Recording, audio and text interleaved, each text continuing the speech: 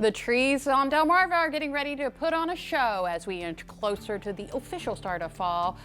But you don't have to look high in the sky to see the vibrant tones of the season.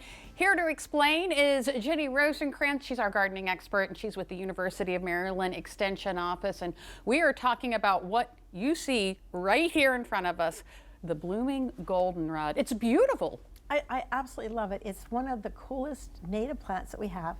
Every fall, it puts on a show, a spectacular show.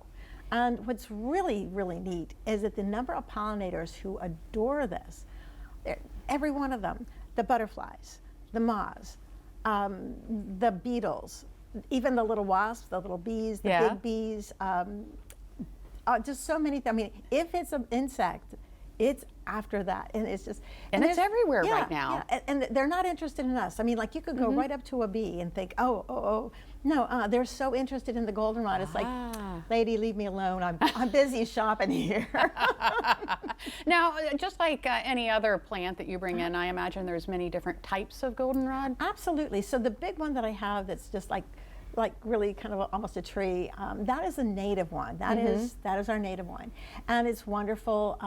It does have a few issues. The roots are very, very aggressive. So if you plant it in your garden, you'll have a lot of it, more than you want. Oh. Which is probably not what you want. Right. The little one has darker yellow flowers. And actually, I have a small one in my hand that you can see that all the flowers are on the top of the arch of the stem. And this one is called Fireworks. And it just looks like it has these branches that arch and arch and arch, and it looks like fireworks spooshing off into the air.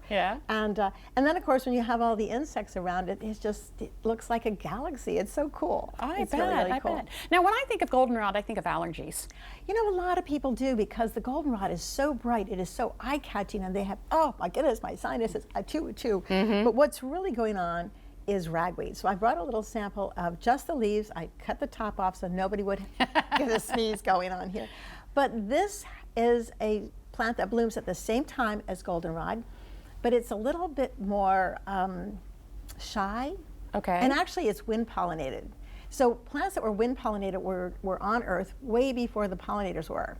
So goldenrod is much younger, and that's why all the different pollinators absolutely adore it. But this one just requires a little bit of a wind.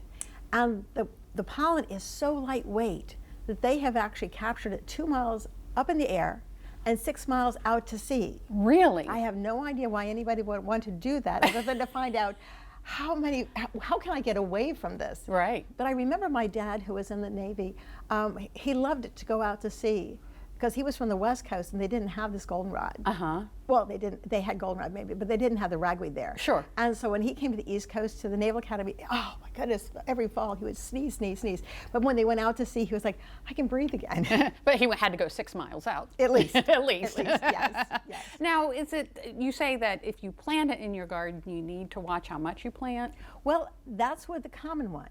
But the cultivars, like for instance the Fireworks, and there's one called the golden lamb, and it's so beautiful. The number of flowers on top makes this look skinny, because it's just so golden fleece.